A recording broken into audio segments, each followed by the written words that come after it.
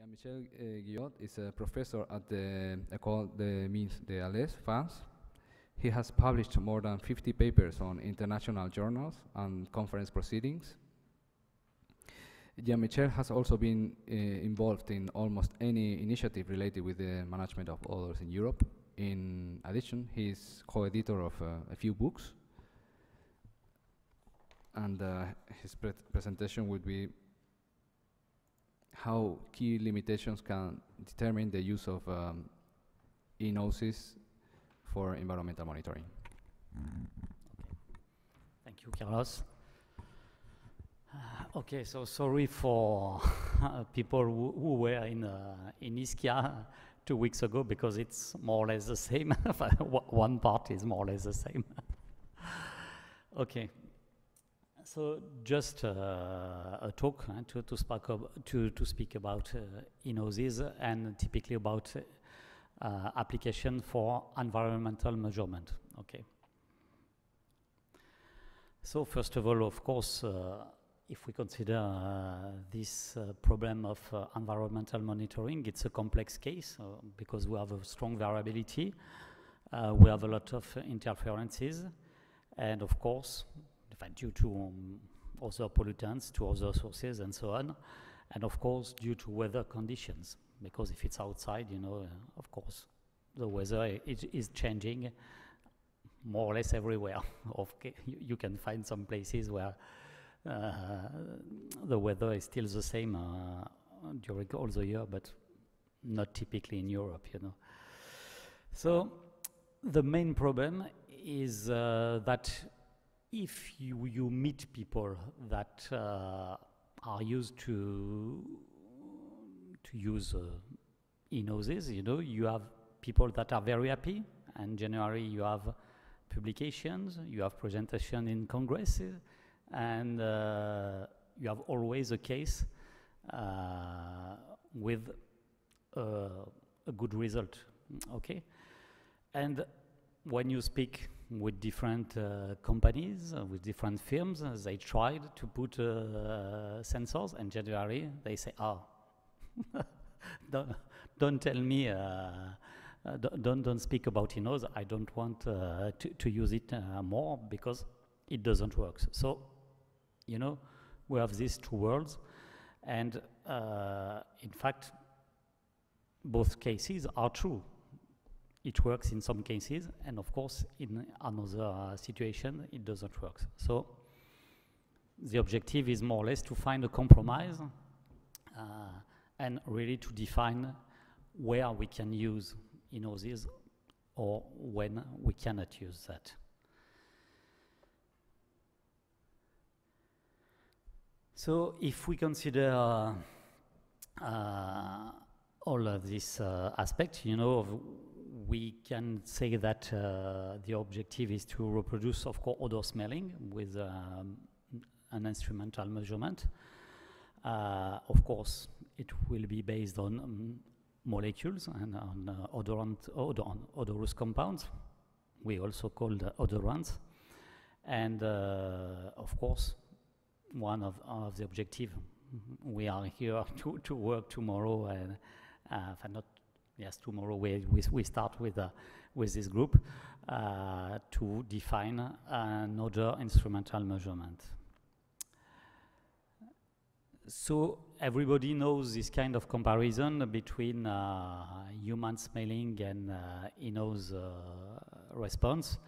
Of course, you have odor, you can breathe or collect, you have sensors, biological sensors or different type of receptors, and you have signal treatment in different ways, and you obtain results.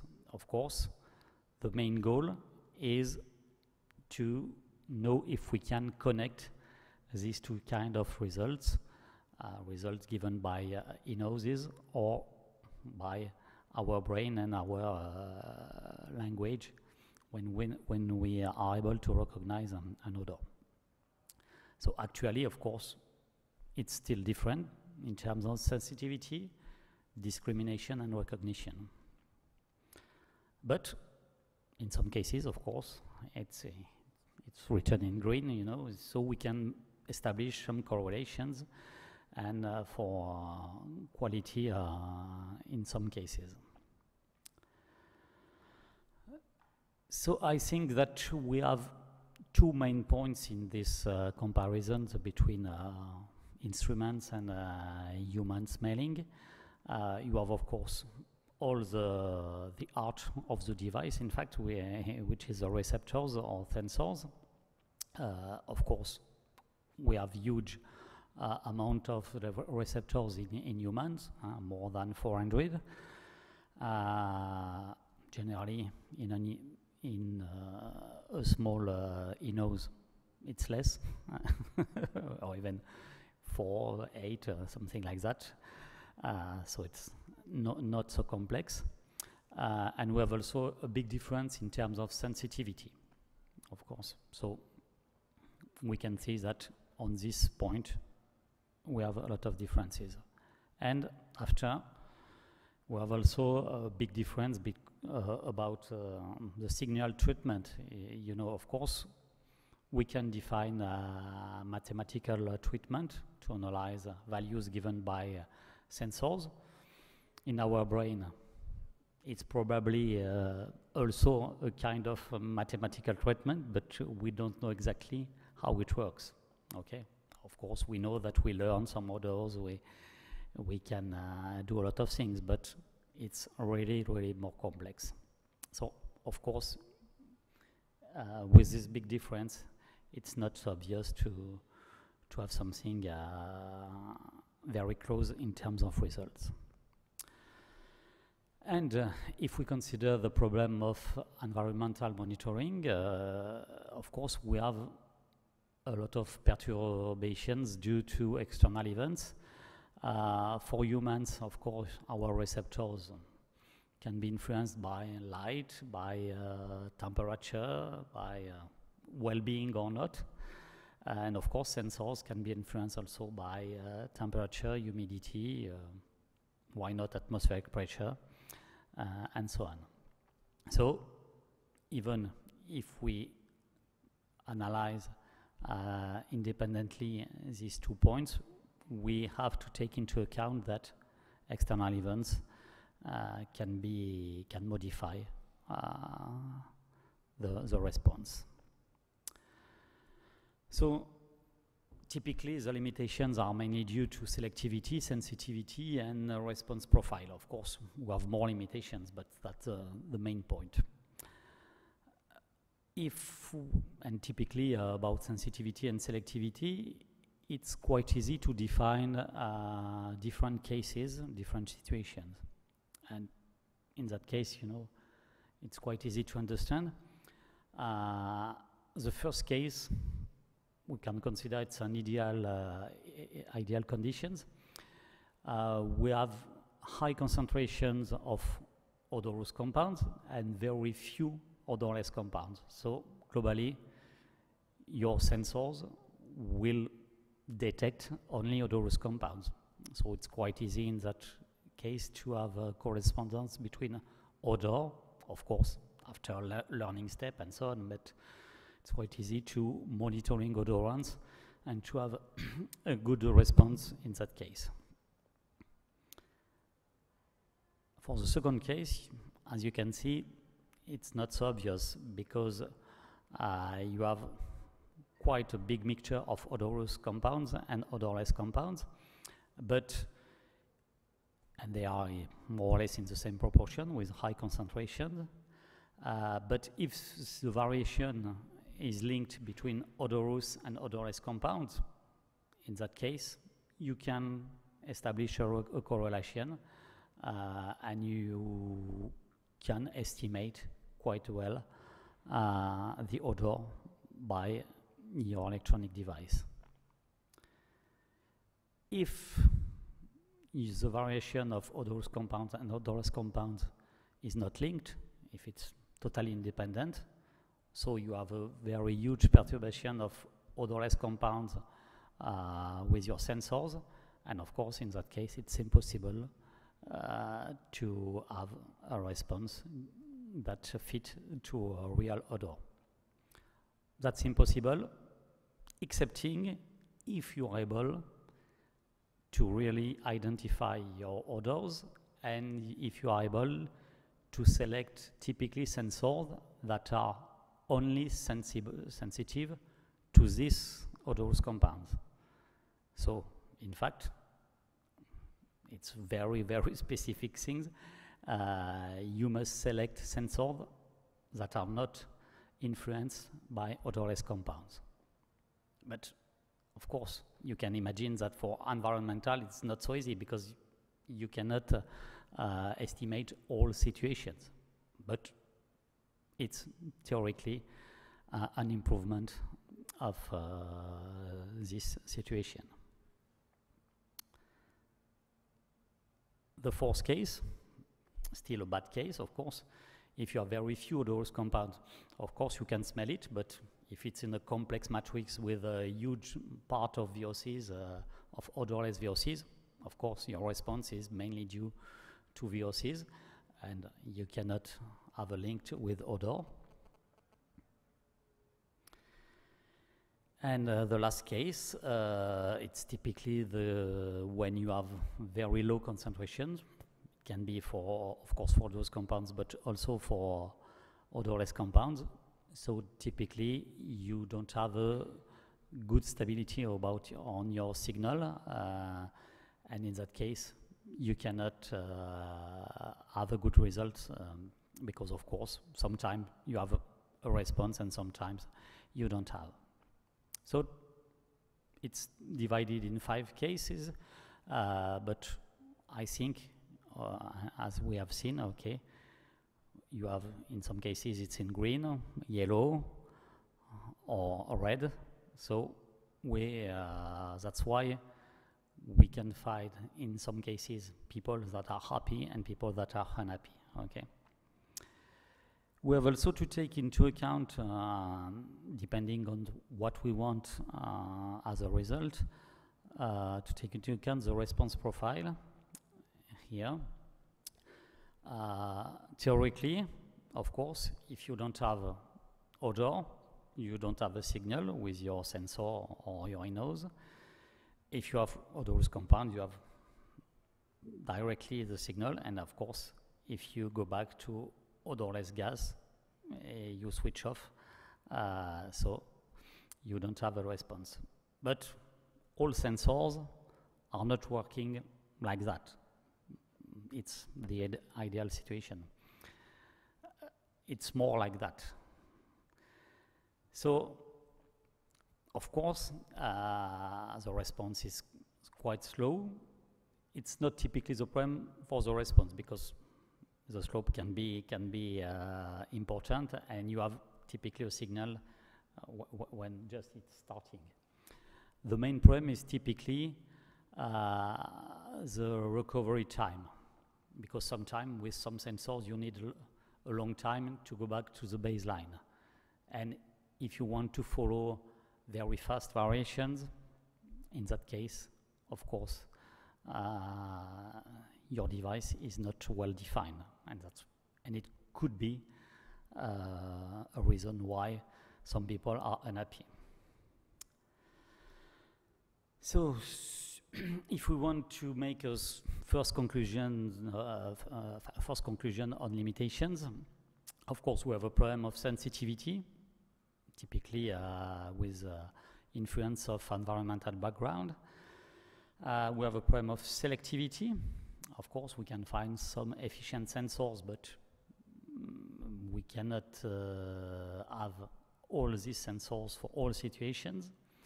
And we have also, of course, the problem of stability with some parameters. And we have the problem of the capacity to respond quite quickly when you have fast variations of your atmosphere. To have a view on environmental measurement, we have also to consider two things that are very simple. You know, of course, you can measure in one point, and your information is very poor in that case, or you can have several sensors, even if it's, I don't, okay. So typically, the main interest is to have several sensors everywhere if you want to realize really environmental monitoring. So, of course, depending on the cost, but it's better to have less precision in several points than a huge precision in only one point, because of course it's just representative of this point, and when you want to really have an idea of the large environment, it's more to have it in that way. Okay. So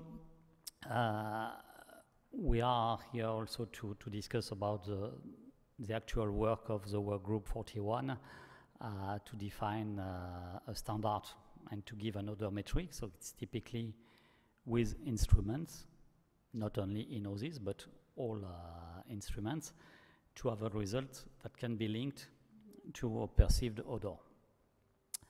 So more or less it's the way to find our compromise. So in the standard, the main content is put to work in odor monitoring for ambient air, indoor air, gas emissions, or odor removal efficiency, of course.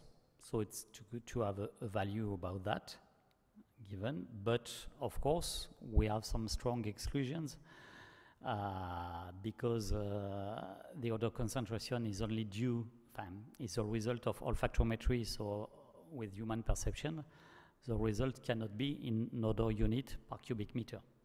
Maybe an equivalent odor unit, but not strictly odor unit. The objective, of course, is not to measure hedonic tone, and is not also to have direct link to annoyance, because of course it depends typically to the type of the odor. And the objective is, of course, to have the requirements for this kind of measurement, but not to design really a sensor, because it's still in progress. So the main necessity is, of course, to make this correlation between humans and instrument measurement, typically because we cannot use humans every time. It's strictly punctual, of course. So if we want to have a real monitoring, we need this kind of instruments. So all methods can be used, and of course we have a lot of challenges about that, because we need to improve sensitivity, stability, and so on. So the perspective for that, we have to find, of course, new technologies. We have always new sensors, new technologies, so we will see in the future. We have also mathematical treatment. Of course, it's not typically a big data treatment, but we have development about that. Of course, we all know neuronal networks and so on. And of course, the objective is to have the better simulation as possible of odor by odorant measurement.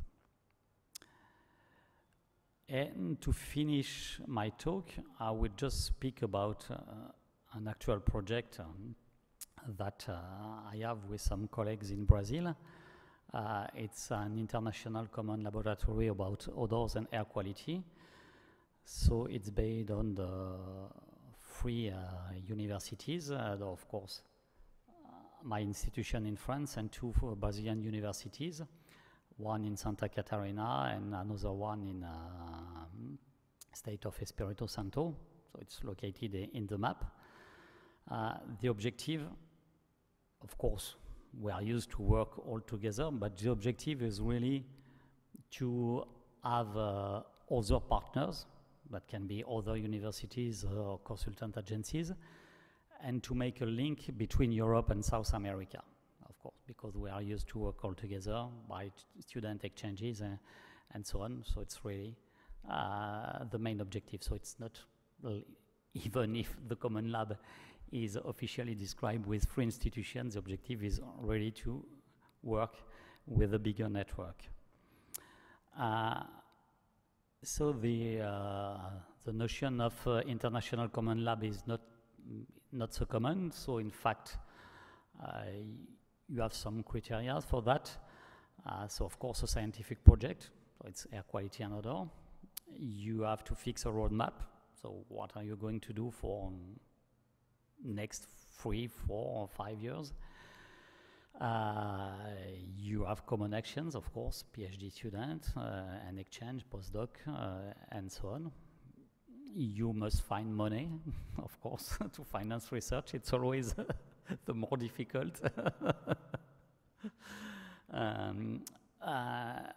Of course, you do not build a new building.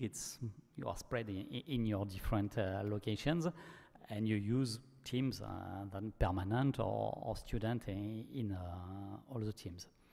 Of course, it's written what you are going to do in an agreement, and you, of course, have a scientific committee to manage how it works, and of course, the objective, if it works, is to have indicators or publications, communications, and so on.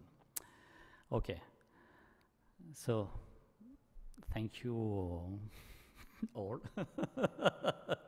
And thank you, Carlos, for the organization of these first Odour talks.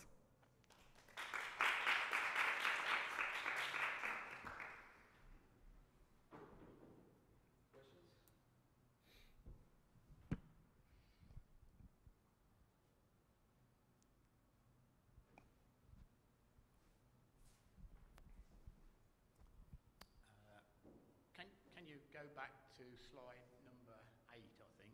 8? Yeah, please.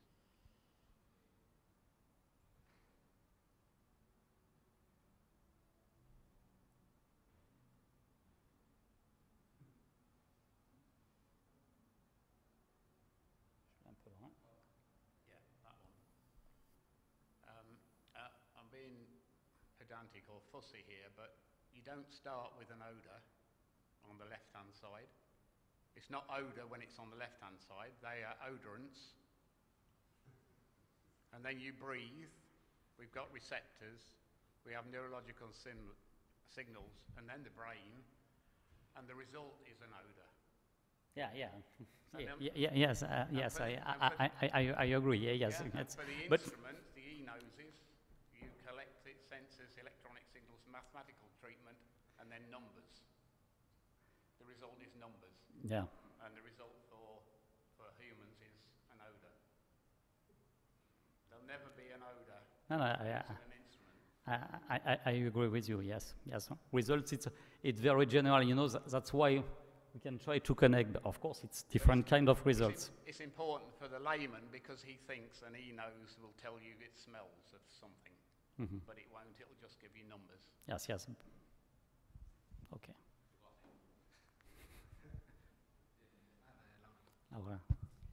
I have a very difficult one. No, it's just a consideration. Now it's been a long time that people are talking about electronic noses for environmental monitoring. I mean, or about electronic noses in almost a lot of other fields of application as well. But in fact, their diffusion up to now has not been so successful in other fields as well. I mean, yes. What do you think is the main reason for that, and what do you think is the most important thing that should be done in order to enhance their diffusion in practical uses? Yes, in fact, I've mentioned different limitations, so we have to work on all limitations, but mainly for environmental measurement. You know, it's typically the problem of interferences with other compounds and so on. When you are typically on quality control in a process for food industry or something like that, okay, it's not so difficult, but for environmental management, It's really, you have really to focus on one specific thing that you want to follow. You can also use several sensors, even if it's less precise, but trying to have a tendency. Typically, if it's around an industrial site, you can have different sensors. If you have just a response of one, you can say it's nothing, it's an interference, something like that. But if you have 50 sensors and if you have 20 that give a response, you can consider that maybe there's something. But if you have only one or two responses, you say you can ignore. The main difficulty is, of course, what I mentioned here, the selectivity. Because generally we don't have enough different kind of receptors in an INOS or in an instrument like that. I'm working with a new company in France that develop biochemical receptors. So they have 50 receptors on each equipment. But I said, we don't go to environmental monitoring now because we want to be sure that it works for other applications, and after, in the future, why not? But even with a large number of sensors, it's ridiculous to go to this market. Because if you look at the number of publications in the last 20 years, I would say, and if you look at the presentations that we've heard, we generally have heard in other situations, you would say, wow, they should have sold 2,000 of those for any kind of everything. For example, it's not a secret, you know, I work with, I have a research contract with the company that produces electronic noses, and in my opinion, from what I can see, they have good performances in terms of selectivity, sensitivity, but I know their drawback. They are extremely delicate. So when you use an instrument for environmental monitoring, you also have to consider that it should stay outside for months and with people not being too careful about this box and everything. So I guess I know why the main problem with those instruments. I wonder what happens with all the other ones that are so promising from the publications and presentations, but that are not common in real life. Then. Yeah. Okay. Any more questions? Anyone online? Oh. Okay, if there are no more questions, thank you very much, Jean-Michel. Okay.